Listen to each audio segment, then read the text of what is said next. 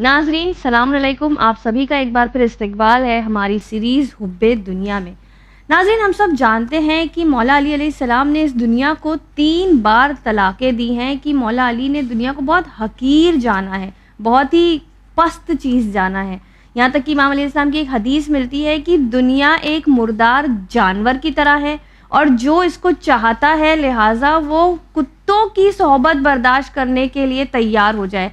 यानी हम सब जानते हैं कि एक मुर्दार जानवर हो कैसे उस पर कुत्ते टूटे पड़ते हैं खाने पीने के लिए। फिर हम देखते हैं जो बहुत रईस सोसाइटी के लोग हैं वो कैसे होते हैं, मतलब वो किसी के बारे में सोचते नहीं हैं, सख्त दिल वो लोग होते हैं।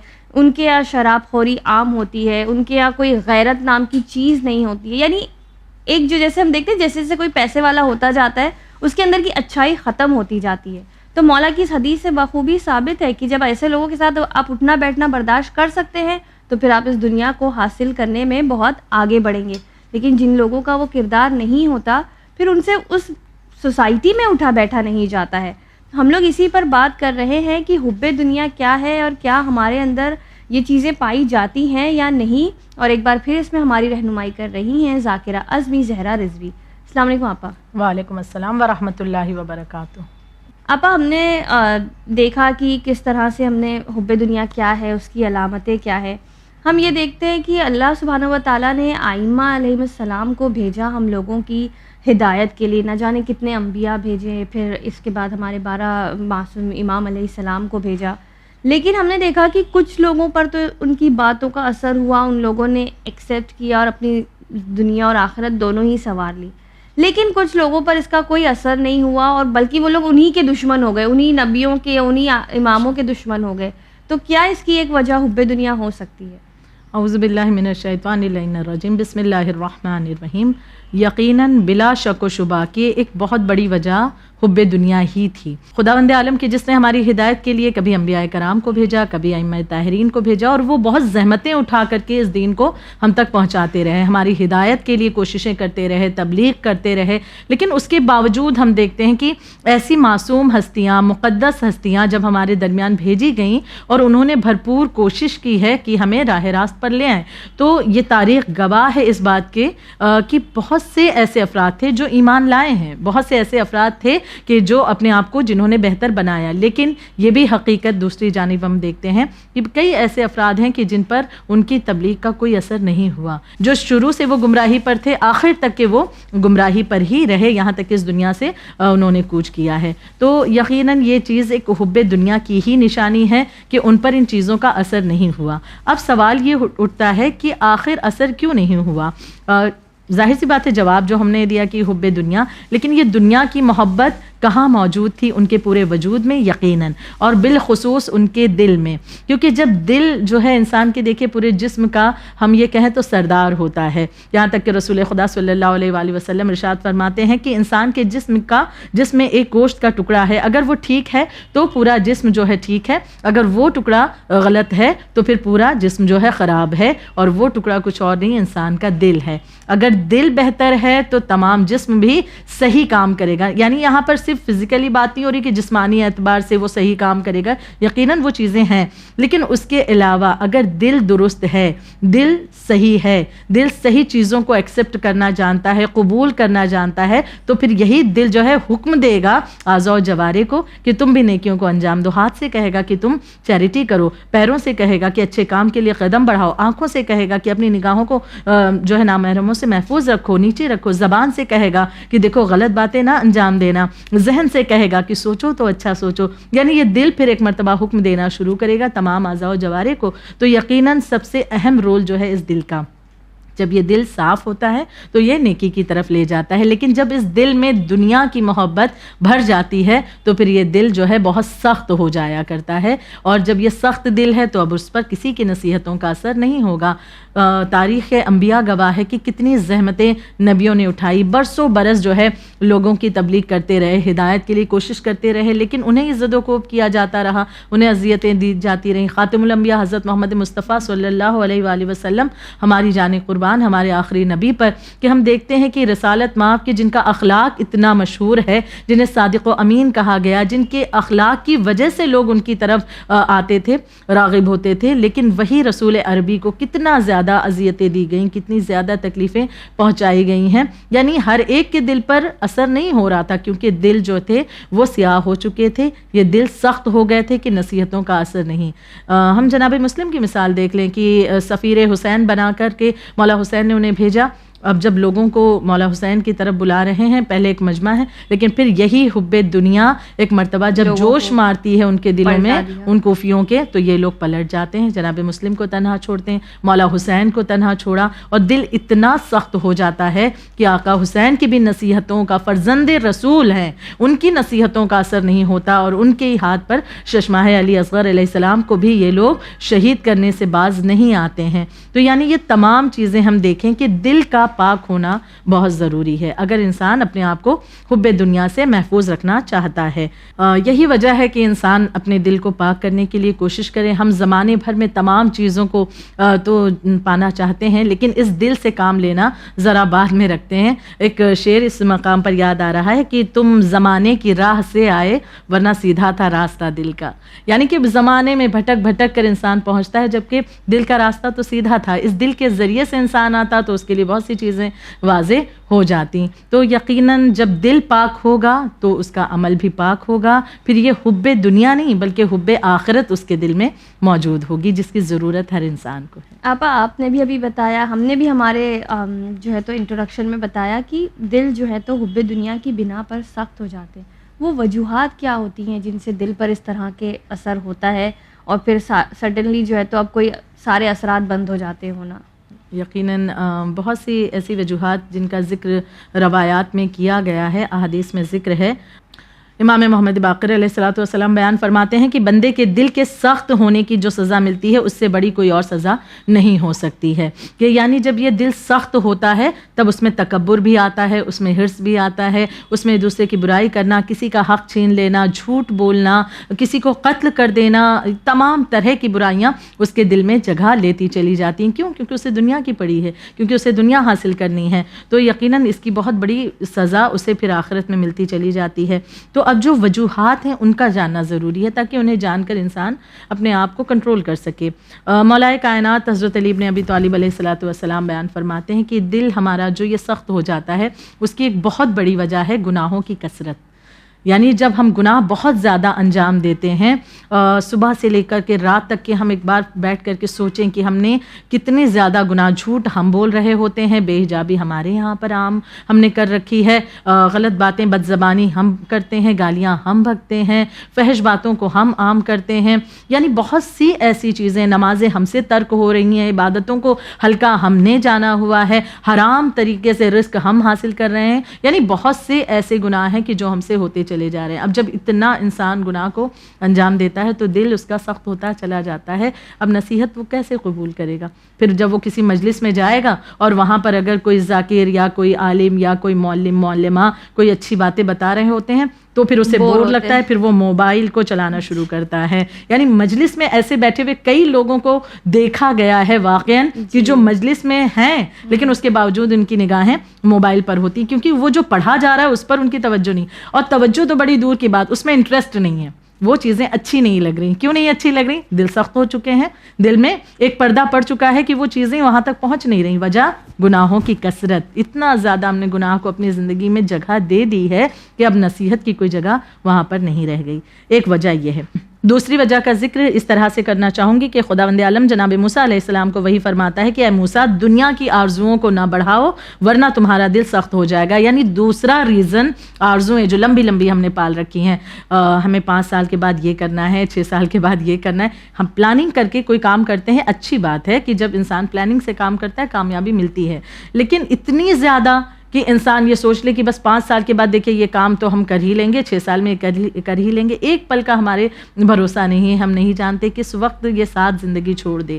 لیکن ہماری جو لمبی لمبی آرزویں ہوتی ہیں کہ ٹھیک ہے اتنے سال میں یہ چیزیں تو ہمیں کرنا ہے, اور اس کے لیے ہمیں یہ چیزیں اس راستے کو ہمیں اپنانا ہے. اس راستے پر چلنے کے لیے ہم نے خدا کی نافرمانی کو بھی جو ہے پسند کر لیا اور اسے بھی ہم نے مول لے لیا. پر آپ گول سیٹ کرنا تو اچھا ہے. وہی میں نے کہا کہ گول سیٹ کرنا تو بہت اچھا ہے. انسان جب گول سیٹ کرتا ہے, پلاننگ کرتا ہے, منصوبہ بناتا ہے, تب کامیابی. اچانک سے اٹھ کر کے کسی کام کو کرے اس میں کامیاب نہیں ہوتا. مکاری اور چلاکیاں یقیناً یہ چیزیں شامل نہ ہوں کہ وہ اپنی چیزوں کو جس کے لیے اس نے پلاننگ کی ہے, گول سیٹ کیا ہے, ان چیزوں کو حاصل کرنے کے لیے وہ دین سے ہٹ نہ جائے. ایسا نہ ہو جائے کہ وہ عبادتوں کو ترک کر کے فقط اس چیز کو حاصل کرنے کے پیچھے اگر لگ گیا, تب اس چیز کی مذمت وارد ہوتی ہے. تیسری چیز ہے کہ موت کو بھلانا اور عبادت کا نہ کرنا. یہ بھی ایک ریزن ہے کہ اگر آج ہم عبادتوں سے دور ہیں اور موت کو کبھی یاد بھی نہیں کرتے کہ موت بھی کبھی آنی ہے, تو لہٰذا یہ بھی ایک وجہ بنتی ہے ہمارے دل کی سخت ہونے کی, کہ جو نصیحت کو پھر قبول نہیں کرتا. اور پھر ایک اور چیز ہے جو کہ مولا کائنات بیان فرماتے ہیں, اور اکثر اس کا ذکر ہم نے اپنے تقریباً شوز میں کیا ہے, کہ مولا کائنات بیان فرماتے ہیں مال کا زیادہ ہونا بھی دلوں کو بگاڑ دیتا ہے اور سخت کر دیتا ہے. یعنی اگر مال بہت زیادہ حاصل کرنے کی ہوڑ میں انسان لگ گیا تو وہ بھی بعض دفعہ دلوں کو سخت کر دیا کرتا ہے, اور انسان اس کی وجہ سے پھر حب دنیا میں مبتلا ہوتا ہے اور آخرت کی طرف نہیں بڑھ پاتا. یعنی یہ کچھ ایسی وجوہات بیان کی گئی ہیں جس کی وجہ سے دل کی جو ہے نرمی دور ہوتی ہے اور سخت دل ہوتا ہے, پھر وہ نصیحت کو قبول نہیں کرتا. جی آپا, بعض دفعہ لوگ یہ کہتے ہیں کہ بعض دفعہ کیا بلکہ آئی تھنک قرآن میں بھی یہ ہے کہ ہم نے لوگوں کو بادشاہت دی, ہم نے مال و دولت دیا, لیکن پھر مال و دولت انسان کو تباہ کر دیتی ہے, بگاڑ دیتی ہے, اور سارے جو کہتے ہیں نا گناہوں کی جو جڑ ہوتی ہے زیادہ مال ہو جانے سے ہوتی ہے. تو پھر اللہ نے کیوں مال و دولت دیا انسان کو جس سے اس تباہی کا سبب بنے؟ فرعون دیکھ لیں, نمرود دیکھ لیں, شداد دیکھ لیں, ساری ایسی مثالیں ملتی ہیں کہ جن کو حد سے زیادہ دیا گیا تھا, پھر آخر میں ان کا کیا انجام ہوا؟ بے شک یہ سوال اکثر آتا ہے اور پوچھا بھی جاتا ہے, تو اس کا جواب ایک دوسری جواب میں ہم تلاش کرتے ہیں. شیطان کے متعلق ہم جانتے ہیں کہ ابلیس ملعون جو وسوسے پیدا کرتا ہے اور ہمیں گمراہی کی طرف لے جاتا ہے, تو ہم بعض دفعہ خدا سے یہ کہتے ہیں کہ اللہ جب جانتا تھا کہ یہ شیطان اتنا وسوسے ڈالے گا, ہمیں گمراہ کرے گا, اس خدا کو کیا ضرورت تھی کہ اس نے شیطان کو خلق ہی کیوں کیا؟ اگر اللہ ہی شیطان کو خلق نہ کرتا تو یہ مسئلہ ہی حل ہو جاتا, کوئی بہکانے والا ہی نہ ہوتا. یعنی ہم تمام چیزوں کو خدا کی طرف موڑ دیا کرتے ہیں, جبکہ جواب ہمارے سامنے موجود ہے کہ یہ ابلیس بھی ایک ذریعہ ہے انسان کو پرکھنے کا, کہ یہ اگر انسان کے پاس آتا ہے اور انسان اس کے کہنے پر آتا ہے اور اپنے رب کا کہنا بھول جاتا ہے, واضح ہو گیا کہ وہ اپنے رب کا چاہنے والا نہیں تھا. اللہ نے تو شیطان کو شیطان بنایا ہی نہیں تھا نا, اللہ نے تو جن بنایا تھا, جن بنایا تھا خود بن گیا. لیکن پھر بھی یہ انسان اکثر کہتا ہے نا کہ خدا تو ہر چیز کو جاننے والا ہے, وہ تو یہ بھی جانتا تھا کہ یہ ابلیس جو ہے آگے چل کر کے کس طرح سے فتنے پیدا کرے گا. کیا خدا کو علم نہیں تھا؟ نعوذ باللہ, خداوند عالم تو ہر چیز کا علم رکھنے والا, پھر بھی خدا نے خلق کیوں کیا؟ تو وہ بھی ایک وجہ ہے اس کی کہ جس کے ذریعے سے اللہ اپنے بندوں کو پرکھتا ہے کہ جو میرا ہوگا وہ اس کے کہنے پر نہیں آئے گا. دوسری مثال اس دنیا کی ہی ہم لے لیں کہ اس دنیا کی جب مذمت کی جاتی ہے تو کہا جاتا ہے اگر دنیا اتنی بری تھی تو اللہ نے بھیجا ہی کیوں اس دنیا میں؟ جبکہ جواب بھی ہمیں پتہ ہے کہ بارہا حدیثوں میں, روایات میں, قرآن کی آیتوں کے ذریعے ہمیں اس بات کے متعلق واضح کیا گیا کہ اس دنیا میں بھیجے جانے کا مقصد یہاں پر بسیرا ڈال لینا نہیں ہے, یہ تو ایک گزرگاہ ہے ہمارے لیے کہ یہاں سے ہمیں گزرنا ہے, اور جب گزرنا ہے تو زیادہ راہ اپنا آخرت کے لیے لینا ہے اسی دنیا سے. یعنی جو آسان لفظوں میں ہم سمجھیں کہ یہ دنیا کی زندگی فقط ہمیں اعمال انجام دینے کے لیے دی گئی ہے تاکہ یہاں اعمال کا ذخیرہ کریں, اعمال کی کھیتی کریں اور وہاں پر ہمارے لیے فائدہ ہو. تو اب آپ کا سوال کہ خداوند عالم دولت نہ دیتا تو مسئلہ ہی حل ہو جاتا. اب اس دولت کے ذریعے بھی تو وہ ہمیں آزماتا ہے بھائی, اولاد کے ذریعے بھی دیکھیے خداوند عالم قرآن کی آیتیں اس بات کی دلالت کرتی ہیں کہ کبھی اولاد کے ذریعے انسان کو جو ہے آزمایا جاتا ہے, کبھی مال کے ذریعے آزمایا جاتا ہے. تو جب یہ مال ہمیں دیا جا رہا ہے تو خداوند عالم اس کے ذریعے بھی آزماتا ہے کہ اسے پانے کے بعد تم متکبر ہو جاؤ گے, غرور کرو گے, لوگوں کو حقیر جانو گے, یا کسی کو دینا یا کسی کی مدد کرنا بند کر دو گے, یا اس کے برعکس کہ مال کے ملنے کے بعد شکرانہ ادا کرو گے اور زیادہ فراوانی کے ساتھ لوگوں کے کام آؤ گے اور زیادہ اس مال سے بہترین کام کو, نیکیوں کو انجام دو گے. تو یقیناً اس مال کے ذریعے سے بھی انسان جو ہے اپنے لیے بہترین فائدہ حاصل کر سکتا ہے. ڈپینڈ کرتا ہے کہ اس کی نیت اس کی سوچ پر. لیکن اگر ذرا سی اس نے غفلت کی تو پھر یہی مال اس کے لیے وبال بنتا ہے اور اس کے دل کو سخت کرتا ہے اور پھر وہ حب دنیا اس کے دل میں انسان کے ظرف پر ہے کہ وہ کتنا جذب کر سکتا ہے اس چیز کو اور اس کے بعد اس کیسا بیہیو کرتا ہے. یقیناً یہ پروردگار عالم نے جو کچھ بھی ہمیں عطا کیا مال و دولت ہے, اور بالخصوص مال و دولت کے اعتبار سے تو ہمیں بہت زیادہ خیال کرنے کی ضرورت ہے کہ غافل نہ ہو جائیں, کیونکہ ایک ایک پائی پائی کا حساب خداوند عالم کی بارگاہ میں ہمیں دینا ہے. کیوں انسان بچ نہیں سکتا اس سے, اور بلکہ یہ بہتری ہے کہ اگر ہمارے پاس کم ہے آج اس دنیا میں تو یہ ایک انسان کے لیے آسانی ہوگی کہ وہاں پر بڑی آسانی کے ساتھ حساب کتاب کی منزلیں پار کر لے گا, پہنچ جائے گا. یہاں پر میں ایک حکایت آپ کے سامنے پیش کرنا چاہوں گی کہ بات ذرا واضح ہو جائے کہ انسان پروردگار عالم کی طرف سے جو کچھ بھی عطا کیا گیا, آج بہت سے ایسے ہیں جنہیں کم ملا ہے اس دنیا میں, انہیں لگتا ہے کہ خدا نے ہمیں کم دیا ہے. لیکن یہی لوگ جب آخرت میں دیکھیں گے کہ جب حساب ہو رہا ہوگا کتنی تیزی کے ساتھ ان کا حساب ہو جائے گا اور یہ پار ہو جائیں گے, اور وہیں جن کے پاس بہت کچھ ہے ان کے لیے ذرا مسئلہ ہوگا, بہت تاخیر ہوگی. تو اس کی ایک مثال میں آپ کے سامنے دینا چاہوں گی کہ ایک بار کچھ اسٹوڈنٹس تھے اپنے استاد کے پاس موجود ہیں. ان طالب علم میں سے ایک طالب علم نے اپنے استاد سے سوال کیا کہ آپ اکثر آخرت کے متعلق ہمیں بتایا کرتے ہیں, آخرت کی اہمیت کو سمجھاتے ہیں. میرا سوال یہ ہے استاد محترم آپ سے کہ آخرت میں انسان کا حساب کس طرح سے لیا جائے گا؟ کیا اس کا کوئی ایسے منظر نامہ ہے جو آپ بتا سکیں یا کچھ سمجھا سکیں کہ ہمارے لیے بات واضح ہو جائے؟ کچھ دیر کے لیے استاد نے بات کو جب سنا, کچھ دیر کے لیے ٹھہرے اور اس کے بعد تمام طلاب کو بلایا, اسٹوڈنٹس کو اپنے قریب بلایا, اور اس کے بعد انہوں نے اپنے جیب میں ہاتھ ڈالا اور کچھ رقم نکالی اور تمام اسٹوڈنٹس میں بانٹنا شروع کیا. کسی کو 100 روپے دیے, کسی کو 80, کسی کو 90, کسی کو 60, کسی کو 50, 40, 30, 20 اس طرح سے. اور جس لڑکے نے سوال کیا تھا اسے فقط 1 روپیہ دیا. اب وہ سوچ میں پڑ گیا کہ مطلب یہ اپنے دل میں سوچنے لگا کہ یہ ذرا میری انسلٹ ہو گئی کہ مجھے تو بس 1 روپے دیے گئے اور اتنے جو تمام تھے جنہوں نے کچھ سوال ہی نہیں کیا, کچھ پوچھا ہی نہیں, انہیں اتنی رقم دی گئی. دینے کے بعد استاد نے کہا کہ اب تم لوگ یہاں سے, تمہاری اس وقت چھٹی ہو گئی, آزاد ہو جاؤ اور آرام سے اس پیسے کو خرچ کرو. اور اس کے بعد ہفتے والے دن یعنی سیٹرڈے کو, سنیچر والے دن تم تمام لوگ مجھے نان بائی کی دکان پر ملنا. نان بائی روٹی بنانے والے کو کہتے ہیں. اب یہ کہہ کر کے استاد اپنے گھر چلے گئے. بچے وہاں سے نکلے بڑے خوش ہیں, جن کے پاس زیادہ رقم تھی خوب خرچہ کیا, کسی نے کچھ خریدا, کسی نے کچھ خریدا. ہفتہ گزرا, ہفتے والے دن یہ لوگ پہنچے. اب استاد نے جیسا کہا تھا نان بائی کی دکان پر, استاد پہلے سے موجود تھے, تمام بچے آ چکے ہیں. اب استاد نے کہا کہ میں نے جس کو جتنی رقم دی تھی اب میں ان کا حساب لینا چاہتا ہوں, لیکن شرط یہ ہے کہ یہ جو نان بائی کا تنور ہے اس کی منڈیر پر, جو گرم ہے ایک دم, اس کی منڈیر پر کھڑے ہو کر کے تمہیں حساب دینا ہوگا یہ پیسہ کہاں کہاں خرچہ کیا. اب جسے 100 روپے دیے تھے اسے کہا, جب وہ آیا اب وہ یاد کر کر کے بتا رہا ہے, اور پیروں کو کبھی دایاں پیر اٹھاتا ہے کبھی بایاں, کیونکہ تنور کی جو منڈیر تھی گرم ہے, ظاہر سی بات ہے, پیر بھی جل رہے ہیں اور پریشان بھی ہے کہ 100 روپے کا لمبا چوڑا حساب دینا ہے. بتانا شروع کیا, 1 روپے کی بسکٹ لی, 2 روپے کا یہ لیا, فلاں چیز سوچ سوچ کے بتا رہا ہے, یعنی بڑی زحمت ہو گئی اس کے لیے. پھر جسے جیسا دیا تھا اس طرح سے سب کا حساب لیا. آخر میں وہ لڑکا بچا جسے 1 ہی روپے دیے تھے, اسے کہا تم اور حساب دو. وہ منڈیر پر گرم چڑھا اور اس پر چڑھنے کے بعد اس نے کہا میں نے 1 روپے کی فلاں چیز لی تھی, اور کہہ کر کے اتر آیا مسکراتے ہوئے. اب یہاں پر پلٹ کر کے استاد جو سمجھانا چاہتے تھے, وہ طالب علم جو مسکرا رہا ہے جسے سب سے کم ملے تھے, وہ سمجھ گیا. لیکن پھر بھی انہوں نے وضاحت کی, کہا کہ آخرت کے متعلق سوال کرنا چاہتے تھے کہ وہاں حساب کیسا ہوگا.